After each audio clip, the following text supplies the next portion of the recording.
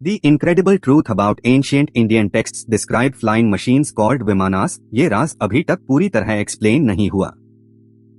The incredible truth about ancient Indian texts describe flying machines called विमानास के बारे में अक्सर लोग गलत सोचते हैं, लेकिन जब साइंटिस्ट्स ने गहरी रिसर्च की तो जो सच सामने आया वो बिल्कुल अनएक्सपेक्टेड था। ये सिर्फ एक क्लेम नहीं, ये डॉक्यूमेंटेड एविडेंस है। The incredible truth about ancient Indian texts describe flying machines called Vimanas इतना अजीब इसलिए है क्योंकि इसका मैकेनिज्म नॉर्मल फिजिक्स से अलग काम करता है। Fascinating and little known facts about ancient Indian texts describe flying machines called Vimanas। इस प्रोसेस की वजह यह है कि कंडीशंस यहां यूनिक होती है जो कहीं और नहीं मिलती।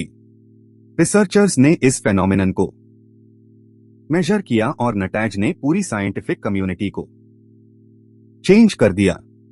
इसका रियल वर्ल्ड मतलब यह है कि जो हम पहले सोचते थे वो इनकम्प्लीट था। अब आप समझ गए कि the incredible truth about ancient Indian texts describe flying machines called vimanas क्यों इतना एक्सेप्शनल है। ये दुनिया में सिर्फ एक ही जगह होता है और इसका साइंस प्रूव है।